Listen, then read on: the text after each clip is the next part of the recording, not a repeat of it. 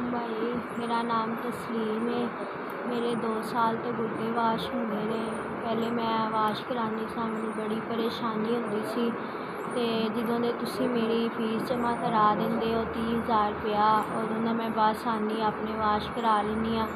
1 ਮਹੀਨੇ ਦੀ ਮੇਰੀ ਫੀਸ, ਇੰਨੇ 'ਚ ਮੈਂ 8-9 ਡਾਇਲਸਿਸ ਆਸਾਨੀ ਨਾਲ ਕਰਵਾ ਲਾਂਗੀ। ਜਿਹੜਾ ਵੀ ਮੇਰਾ ਭੈਣ ਭਰਾ ਮੇਰੀ ਫੀਸ ਜਮ੍ਹਾਂ ਕਰਾਉਂਦਾ ਹੈ, ਅੱਲਾ ਉਹਨੂੰ ਖੁਸ਼ ਰੱਖੇ, ਕੋਈ ਪਰੇਸ਼ਾਨੀ ਨਾ ਕਦੀ ਦੇ, ਕੋਈ ਦੁੱਖ ਤਕਲੀਫ ਨਾ ਦੇ। ਅੱਲਾ ਤਾਲਾ ਨੂੰ ਹਮੇਸ਼ਾ ਖੁਸ਼ ਰੱਖੇ, ਉਹਨੂੰ ਸਿਹਤ ਤੰਦਰੁਸਤੀ ਵਾਲੀ ਲੰਬੀ ਜ਼ਿੰਦਗੀ ਦੇ। ਅੱਲਾ ਤਾਲਾ ਕਾਰੋਬਾਰ 'ਚ ਬਰਕਤਾਂ ਪਾਏ, ਹਮੇਸ਼ਾ ਖੁਸ਼ ਰੱਖੇ। ਮੈਨੂੰ ਬੜੀ ਪਰੇਸ਼ਾਨੀ ਹੁੰਦੀ ਸੀ, ਹੁਣ ਤੁਹਾਡੀ ਫੀਸ ਜਮ੍ਹਾਂ ਕਰਾਉਣ ਨਾਲ ਮੈਨੂੰ ਕੋਈ ਪਰੇਸ਼ਾਨੀ ਨਹੀਂ ਹੁੰਦੀ। ਮੈਂ ਆਸਾਨੀ ਨਾਲ ਆਉਂਦੀ ਹਾਂ, ਵਾਸ਼ ਕਰਾ ਕੇ ਚਲੇ ਜਾਂਦੀ ਹਾਂ। ਹੁਣ ਇਹ ਖੂਨ ਬਣਾਉਣ ਵਾਲਾ ਟੀਕਾ ਵੀ ਲਾਉਂਦੇ ਨੇ।